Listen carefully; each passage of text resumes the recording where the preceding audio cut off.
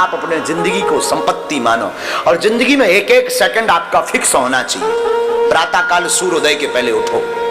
आज की कथा हम बता रहे ना, अगर जिंदगी बढ़िया जीना है तो सुनो और इसे बार बार सुनना। जिंदगी में आप सूर्योदय के पहले उठो। आप अपने मकान पर कितने भी घोड़े दौड़ने वाली चित्र लगा लो, आपकी जिंदगी में दौड़ नहीं आएगी। जब तक सूर्योदय के पहले नहीं उठोगे तब तक आपकी जिंदगी दौड़ेगी नहीं। उगता हुआ सूर्य का चित्र लगाने से, टोटका करने से आपके जिंदगी में उजाला नहीं आएगा। जब तक अपने वर्क को पाने के लिए, संकल्प को, लक्ष्य को पाने के लिए घोड़ों की भांति दौड़ोगे नहीं और उगते हुए सूर्य के पहले उठोगे नहीं, तब तक आपके जीवन में उजाला नहीं आ सकता है। इसलिए सुबह सूर्योदय के पहले उठो। उठ करके सबसे पहले आप अपने दोनों हाथ लो ऐसे, और ऐसे हाथों को दर्शन करो। ऐसे प्रातः काल उठे, ऐसे मलो और ऐसे दर्शन करो। कराग्रे वसते लक्ष्मी, कर मध्य तु सरस्वती, कर मूले तु गोविंदा, प्रभाते कर दर्शनम। प्रातः काल आप अपने हाथों की रेखाओं को देखो, मल करके अपने नेत्रों में लगाओ। सबसे पहले भूमि मां को प्रणाम करो, पैर नीचे रखने के पहले। ये पुरानी परंपरा है, क्योंकि भूमि पर कितना भार नहीं। धरती हमारी मां है। धरती खदान है, रत्न देती है, अन्न देती है, हमको रखती है। तो भूमि को प्रणाम करो। इसके बाद उठ करके अगर स्नान कर सको तो बहुत अच्छा, स्नान करो।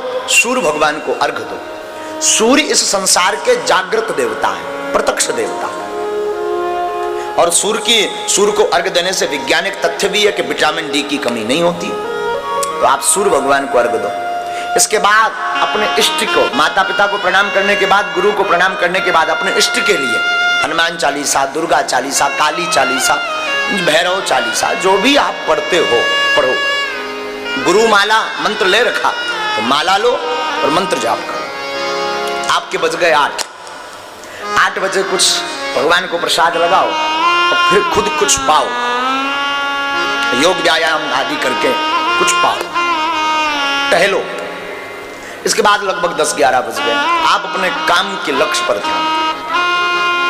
आपका प्रश्न होगा महाराज फिर भजन और तो नहीं करना होगा? करना होगा। अब कैसे भजन करना? अगर आप बिजनेसमैन हैं, अगर आप नौकरी करते हैं तो ऐसे भजन करो। अगर आप खेती करते हैं तो ऐसे भजन करो। 10 बजे निकल गए अपने बिजनेस के लिए, अपनी दुकान के लिए, आप अपने नौकरी के लिए, तो जाते जाते गाड़ी चलाने ना तो फिल्मी गाना मत बजाओ, न गाओ। हम अक्सर देखते हैं फलाना बदनाम हुआ ठिकाने के लिए नक कटा, ये मत लगाओ। उसकी जगह गाड़ी उठाओ, भजन लगाओ। राम नाम जो गुरु मंत्र है वो मनी मन जप करना प्रारंभ करो। चलते फिरते उठते बैठते श्वास को व्यर्थ मत गवाओ। कोई काम कर रहे, माताएं घर पे रहती हैं, रोटी बना रही, रोटी बनाओ।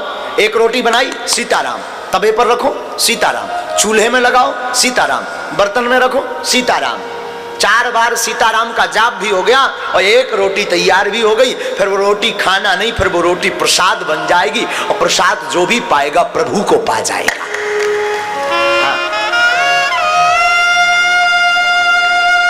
माताएं घर पे झाड़ू लगाती ना, सीताराम गाते जाओ।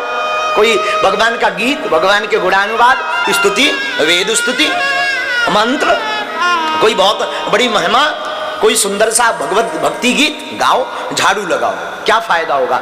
झाड़ू में बहुत छोटे छोटे चींटी, चींटा, बहुत छोटे छोटे जीव मर जाते हैं। उनका पाप आपको जो भोगना पड़ता है, उस पाप से आप बच जाएंगे। भगवान का भजन हो जाएगा, घर भी साफ होगा और मन भी साफ होगा।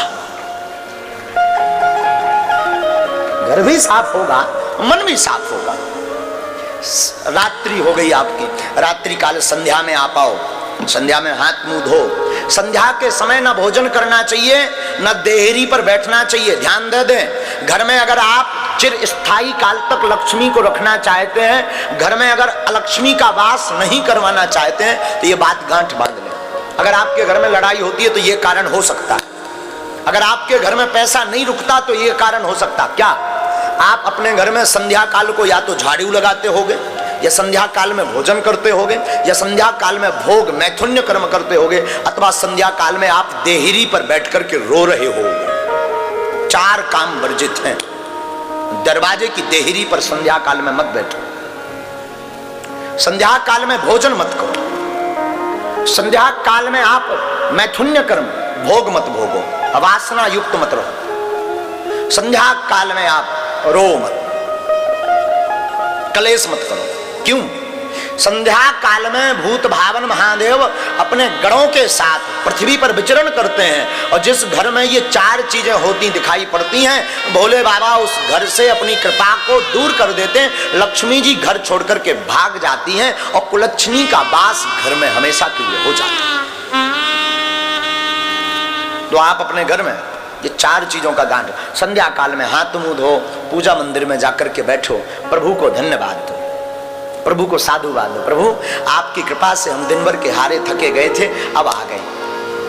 और थके हुए होते ना शाम को, लगभग ज्यादातर लोग थके हुए होते। हाँ जी है ना जी, बोलो ना, थके हुए होते ना। एक बात सुनो, आराम किस किस को चाहिए जीवन में? हाथ उठाओ,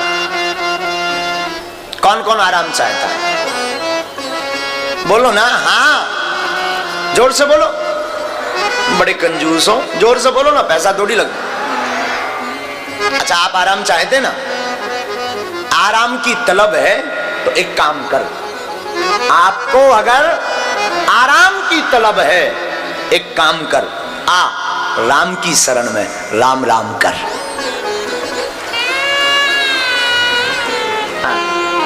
आराम की तलब है तो एक काम कर, क्या कर? आ राम की शरण में और तू राम राम कर। शाम के समय प्रभु को ऐसे धन्यवाद दो, आपकी रात सुंदर होगी। और रात भोग के लिए नहीं है, रात में जहां भोगी भोग भोगता है वहां योगी योग करके ईश्वर को प्राप्त करता है। हाँ, रात को हरि शरण, भगवान की कथा सुनो, सत्संग सुनो, कोई कथा सुनो, और अपने जीवन काल में एक महीने में ये बात दृढ़ कर लो, महीने में या 5-6 महीने में 7 दिन की कथा, चाहे कोई भी हो, कोई वक्ता हो, जरूरी नहीं बागेश्वर वाले महाराज, कोई भी वक्ता हो, आसपास कहीं कथा हो गए, 7 दिन 3-3 घंटे का टाइम निकाल करके जरूर जाना प्रारंभ कर दो।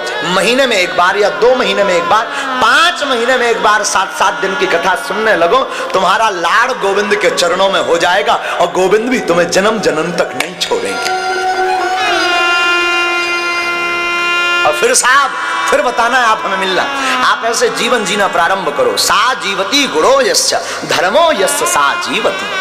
फिर आप बताना आपकी जितनी जिंदगी कितनी खुशबूमय, आपकी जिंदगी में कितना आनंद है, आपकी जिंदगी में कितनी ऊर्जा है। लोग हमसे पूछते हैं, कई बार बहुत बड़े योगियों से भी पूछते हैं, महाराज जी आप थकते नहीं, आप इतना काम करते, इतना बोलते, दरबार कथा, फिर दरबार, फिर रात को जगना, फिर बात करना, फिर पूजा, फिर पाठ, फिर दरबार, फिर कथा, ये कैसे? हम कहते हैं ना, क्या कहते हैं भगवान को? क्या कहते? कोटि सूर्य समप्रभा।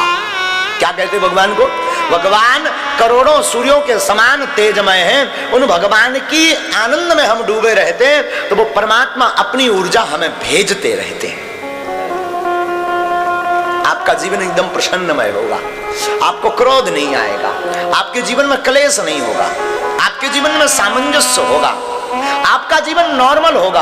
आपका जीवन में आप जो ऊंचाइयां प्राप्त करना चाहेंगे ना, वो ऊंचाइयां प्राप्त कर जाएंगे। Life is money. आप अपने जीवन में अपनी जिंदगी को संपत्ति मानो और जिंदगी का एक एक पल व्यर्थ मत गवाओ।